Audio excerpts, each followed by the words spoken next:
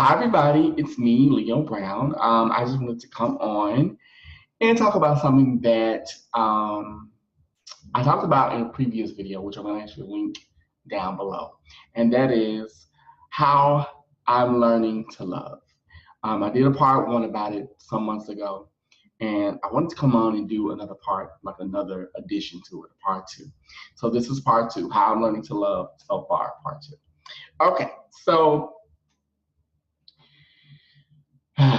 first of all, and let me just say, I'm speaking from my experience, but if this helps somebody, great. Like if it helps someone by listening to my experience, or as some folks say, my testimony, awesome. But I wanted to come on and talk about it because what I'm noticing is I'm noticing a trend of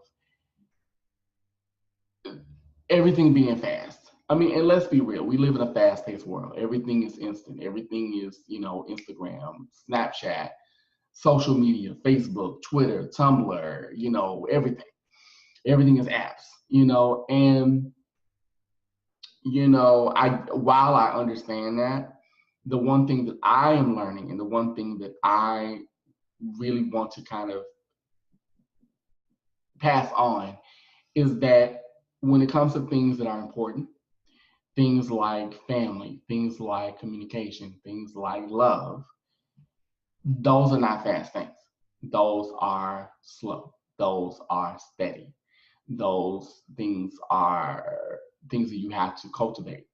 Those things take time. To give you an example, so I have someone in my life who, for me, is very near and dear to me. I love him very much, and we're not in a relationship. Now, I'm gonna make that very clear. We're not in a relationship at all, but I consider him someone that, when I first met him, I didn't know what to make of him.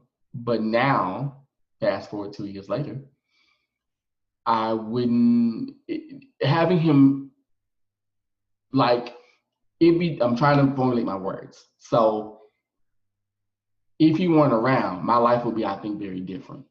I don't need to be empty, just be different. And he's someone that I consider my friend. He's someone that I consider whom is very special. He's crazy as hell, but there's a sweetness, there's a love there, there's an affection that I cherish, and I really, really, really am grateful and thankful for. So what I'm saying is that with this particular person, it took time. It's been 2 years, and I'm just now getting to a place in a space where I not only am starting to understand him, but I'm learning to embrace and accept who he is. Because the one thing that I notice, and this is true even for me, I've done this too, is that when we meet somebody that we like or that we, might have feelings for, the first thing we want to do is we want to change them.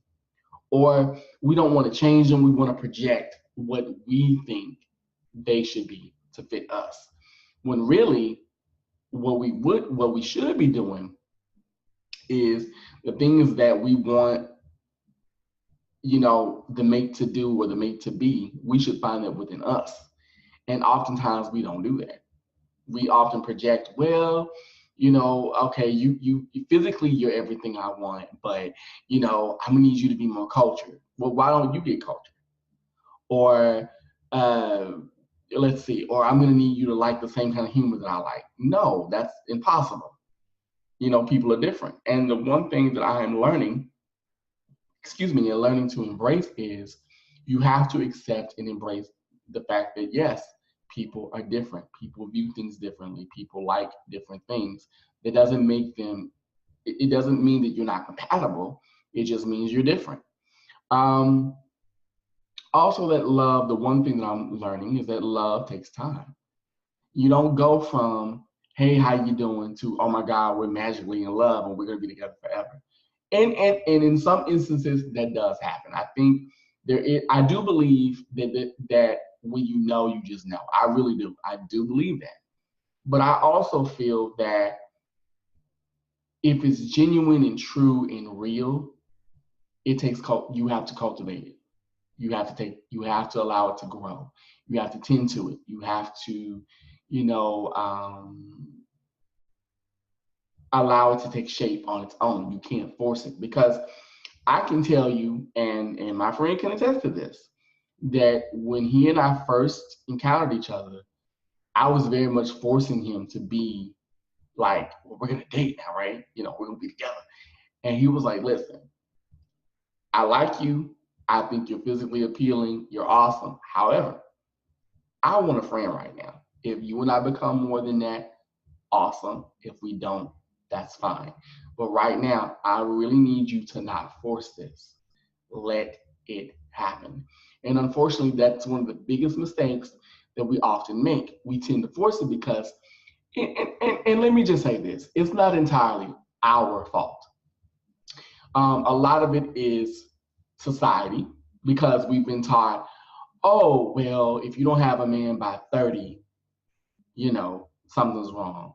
Or if you don't have a man by 40, or if you're not, or and not just for women, because I think this is true for men too, but if you're not married with children, like if you're over 40 and say you have a good job, you have no kids, no wife, no husband, what's wrong with you? You know what I mean? We have that kind of like, well, something's missing.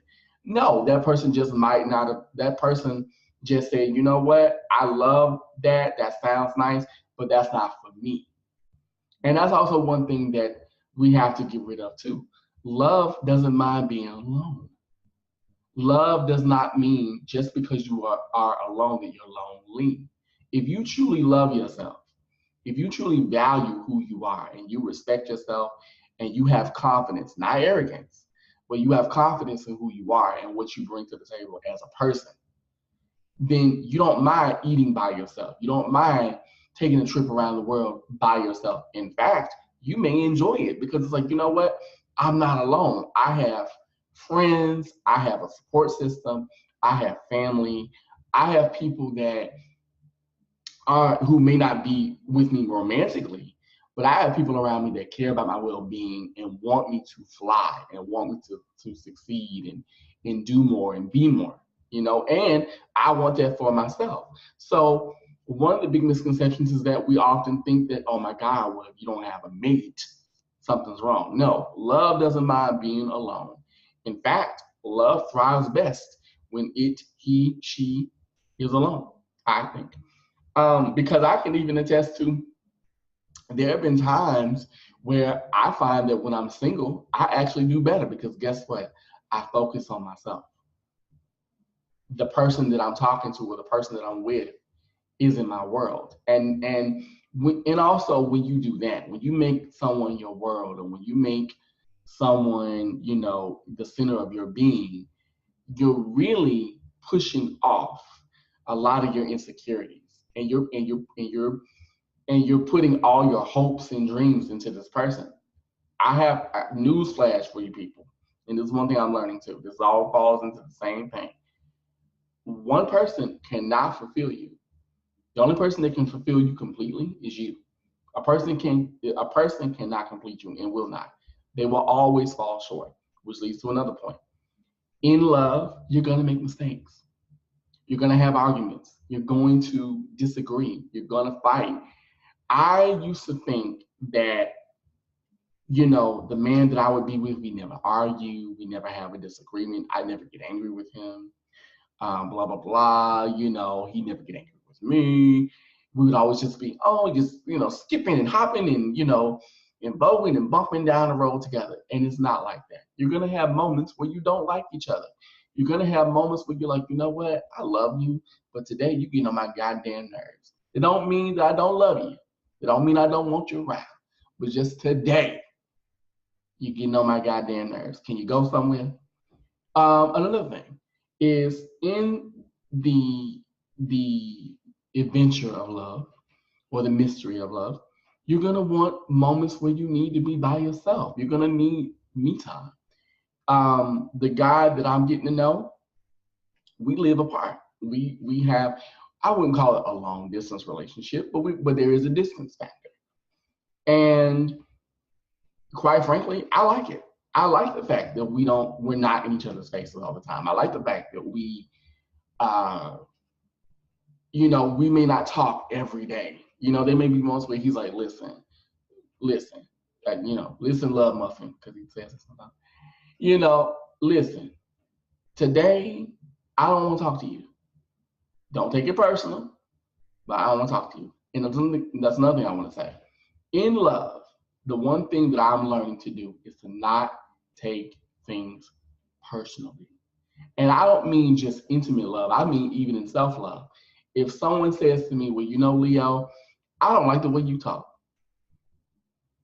I don't take that personally. Okay, well, you just don't like the way I talk. That don't have nothing to do with me. I can't help the way I speak. I can't help the fact that I have a southern drawl. I mean, I could, but I don't, really want to do, speech classes and speech therapy, that much, because it's not that noticeable. But to someone else, they may not like the way I talk, or let's think of something else. Or Leo, I don't like what you do for a living. Okay, well, you don't like the fact that I'm a psychic medium and a life coach. Well, sucks to be you. I mean, you can't pay the bills of my home, so you're not going to, and I'm not going to ask you to. So it's okay, and that's okay. I no longer take things like that personally, because it's not about me, it's about you. Oftentimes when a person says they don't like something or they want something in you to change, that's more so them projecting their insecurities onto you. You know what I mean? That's not, that's not them saying, well, you know what? I just don't, it's more so about them than you. That's what I was trying to say. It's more so about them. It's not about you. Let's see. The one thing that I will say that I'm learning about love is that communication is paramount, and not just verbal, but nonverbal. Being observant, listening more than talking, watching. Learning how a person moves, how not just physically, but like how they move through their house. What's their routine in the morning when they get up in the morning? How do they wind down before they go to bed? I mean, in my view, you would think that you would know this just off top, but you don't. You don't. And the one thing that I'm learning is you really have to be observant. You have to pay attention. You have to listen. And the one comment that my friend used to always make to me in the very beginning of us talking was, you don't listen. And that used to irritate the shit out of me. And then one day I was like, you know what? I don't.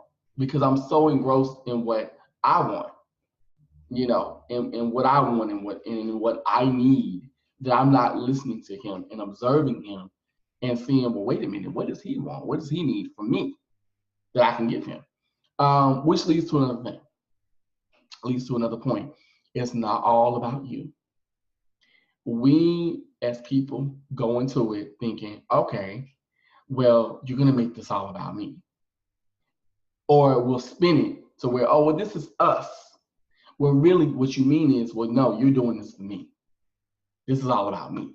And the one thing that I'm learning and I'm really working on is that if it's all about me, then guess what? I need to be by myself. I need to be single.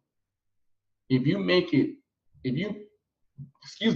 a relationship all about, if you make a relationship, whether it be a friendship, whether it be an intimate relationship, whether it be whatever, if you make it all about you, then you need to be by yourself. It's not always about you. You have to learn to be considerate. You have to learn to compromise. That doesn't mean, now, I'm not saying conform, because conformity and compromising are two different things. Conforming is where you're basically molding yourself to fit somebody else, or to fit a way of life or a way of thinking. Compromising is where you're like, you know what? Okay, I'm not a fan of, I'm not a fan of, I'm trying to think of something. I'm not a fan of Tyler Perry. But I know that my boyfriend or my wife, she loves his movies and plays. Okay, I'll compromise. I'll go to a Tyler Perry play. and I may find it funny. Or case in point, if it's a wife, okay, well, I'm not really a big fan of the WWE. I'm not a big fan of wrestling. Okay, but I know my husband loves it. I know he loves wrestling and things like that. I'll go, or I'll watch it with him, because guess what? I want to bond with him and spend time with him and figure out what is about this that he likes so much. And then at the same time, I may learn something from it, or I just may plain enjoy it. You have to learn that it's okay to compromise, that compromising and conforming are different. Oftentimes, especially in intimate relationships, we tend to conform. We tend to, it's like, well, I'm going to mold myself to be what this person needs. You can't do that, because eventually the truth is going to come out, and that relationship will not last, and it will suffer. Um, Another thing that I'm learning is that it's okay to be open. It's okay to be open. It's okay to be, and when I mean open, I mean like vulnerable. Now, I'm gonna be honest. Being vulnerable, showing my fears, showing my emotions, that's really not easy for me. I like, trust me, my friend can, like, if he was here, he would so attest to that. I'm a very guarded person. But through getting to know him, through getting to know more about myself, um, through learning that it's okay, through like talk therapy, things like that, I'm learning, you know what? It's all right. This is what love is. Love is not always flowers and candy and sweet nothings. Love is raw. Love is naked. Love is completely vulnerable. Love is saying, listen, I have fears. I fear I'm not enough for you sometimes.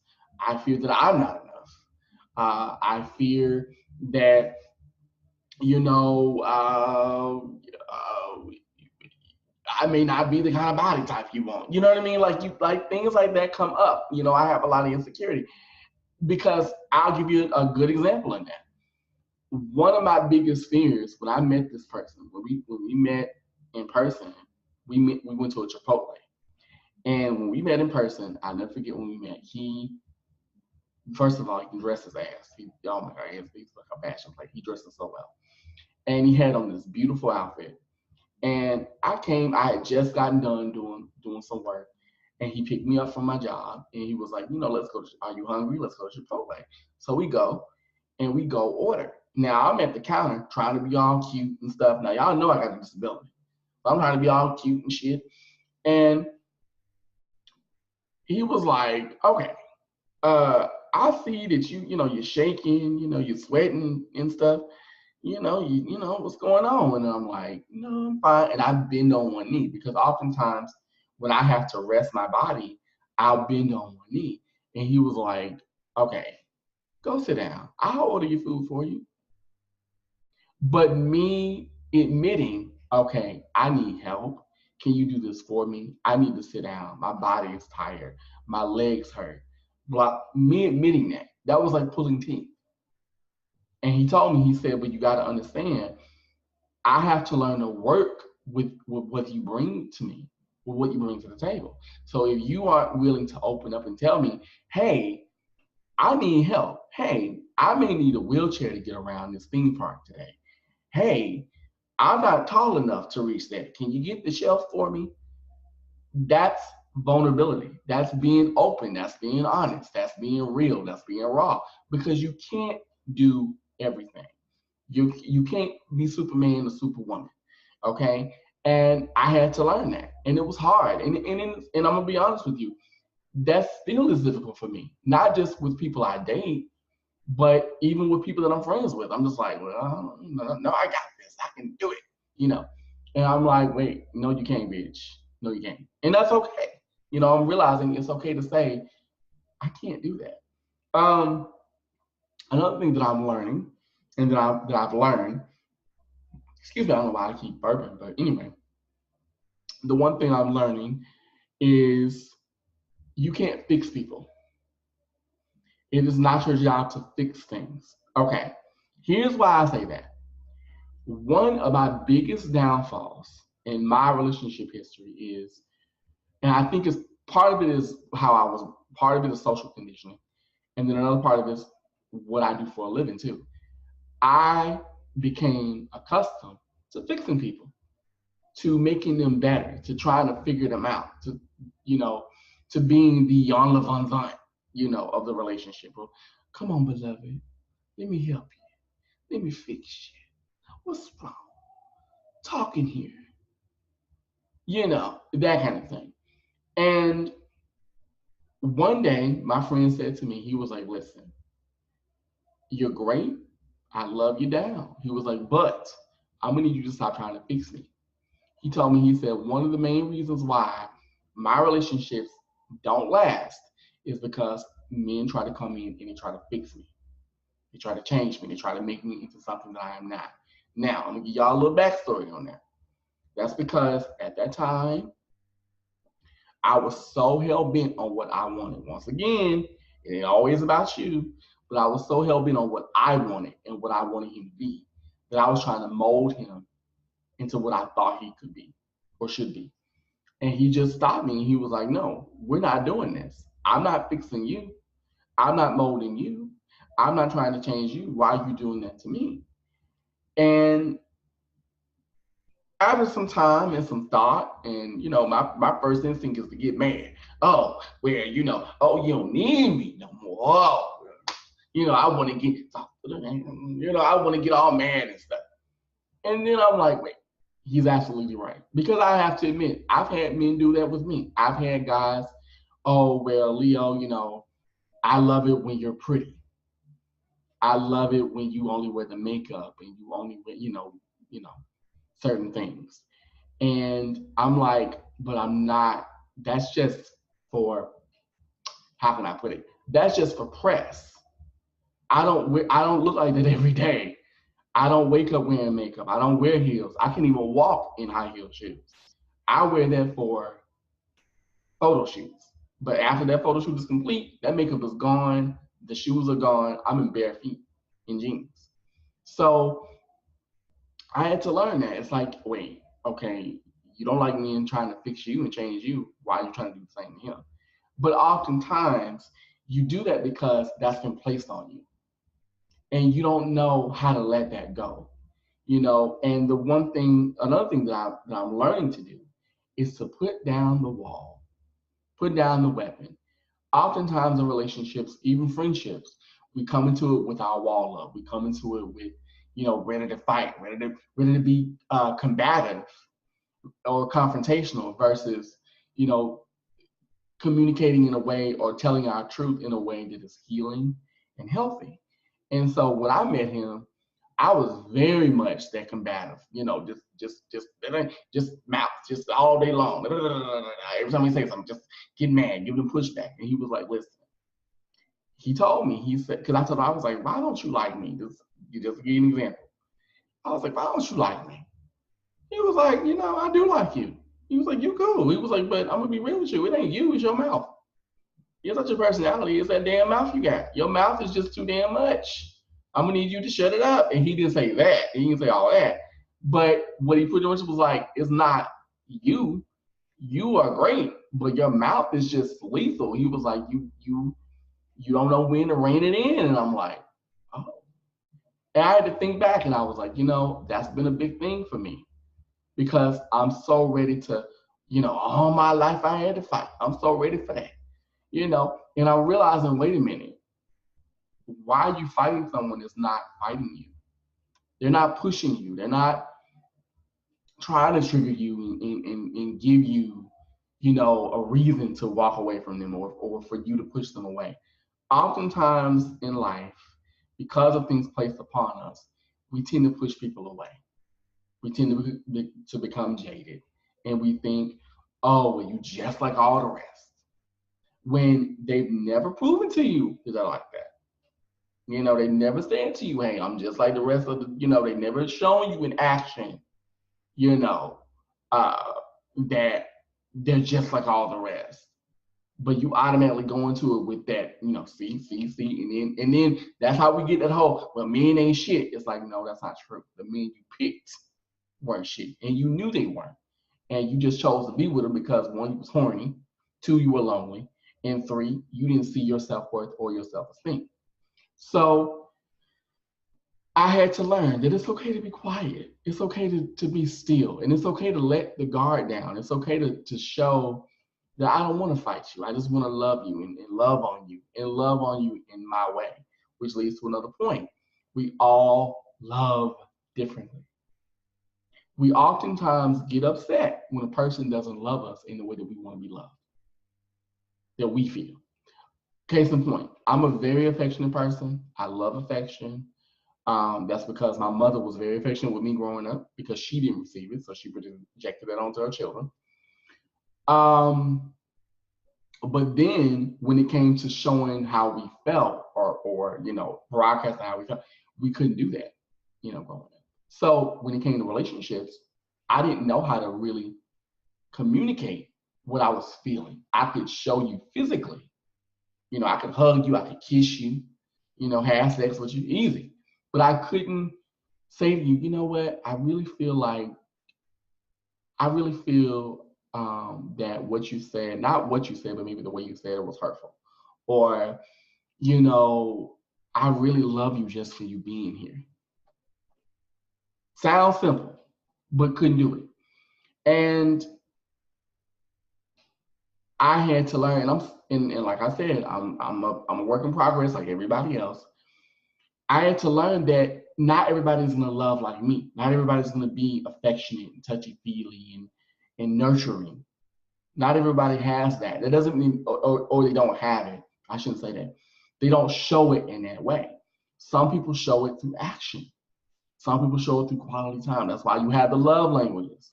Some people show it through words of encouragement. That doesn't mean they don't love you. It just means this is my way of saying, hey, this is how I'm feeling right now.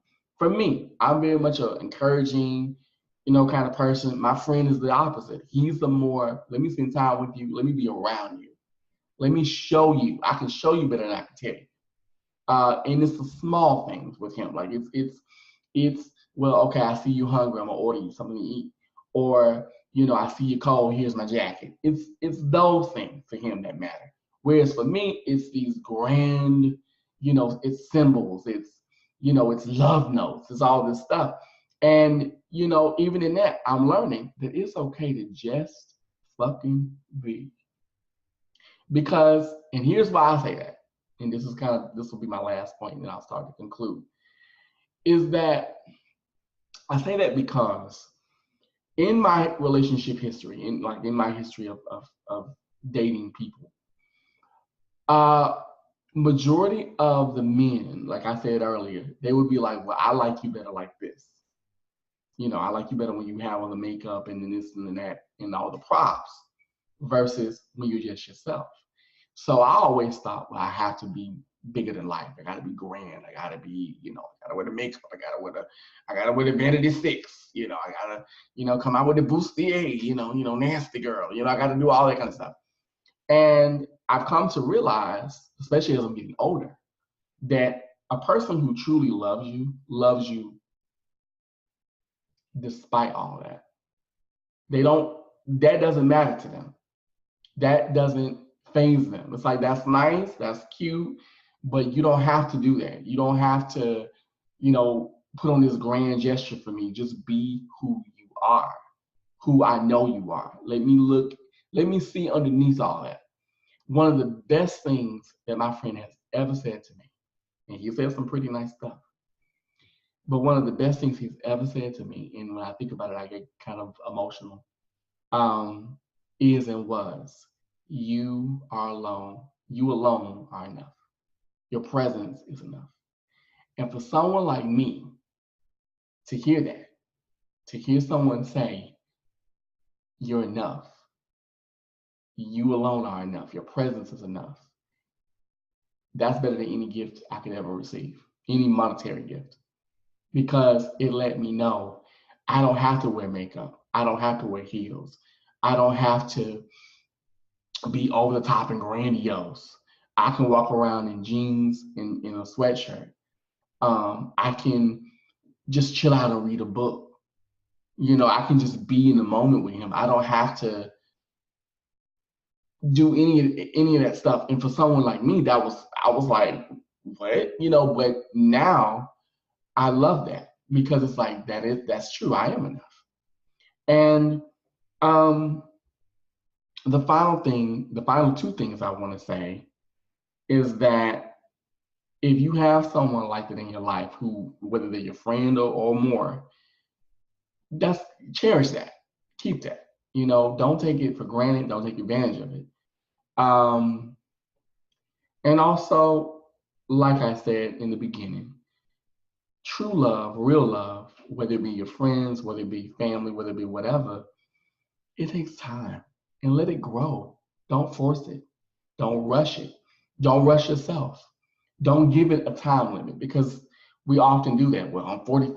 I gotta. No, you may not find your love until you're 50. So what? Because love doesn't have a time limit. She, he, it, whatever you call it, it doesn't have a time limit. It just doesn't. Um, and allow yourself to be loved. Allow yourself to, to really know that it's okay. It's okay to really let someone in and love you wholly, fully. Let them see you. Because we don't do it enough. We really don't. And just embrace it and celebrate it. And even if because one of the biggest concerns and questions I get from people, like when they come to me for a reading regarding this very subject, they go, well, what if it doesn't work out? Well, what if it doesn't? Did this person not make you a better person? Did they not make you a better man or a woman? Did they not make you see sides of yourself and embrace sides of yourself that you didn't do before? Have they made you look at relationships from a more open perspective, from a more fluid perspective, from a perspective of not confinement or conforming, but of balance, of um, polarity, not duality? You know what I mean? Like, look at it from that perspective. Don't just go, well, it didn't work out. Well, it didn't. But what did you learn? What did you gain from it that you wouldn't have gained had you not been with this person? What did you get? If it makes you a better person, if it made you a better man, a better woman, and it made you ready for someone who really wants the things that you want, the common ideals that you have, then be grateful for it. Be grateful for it. Don't down talk that person because you didn't down talk them when you were with them. Cherish the fact that it's like, well, you know what, it didn't work out, but you know what, I gained so much perspective. Or better yet, I gained a friend. And I even tell my friend that. I'm like, if things between us don't progress, I gained a great friend. If they do, I still have a friend. But I have someone even better than that. You know what I mean? And this person has really made me realize that love is a beautiful thing. You just have to let it in. And you have to learn. But more importantly, you have to be willing to learn. You can't go into it with, well, this is the way it is. You can't go into it with control and want to dominate, and want it to be, well, it's going to be like this. It's like, you can't do that. If you do that, then you might as well be by yourself, because that's not a love relationship. That's not a partnership. That's not what true love and true friendship is. So, yeah.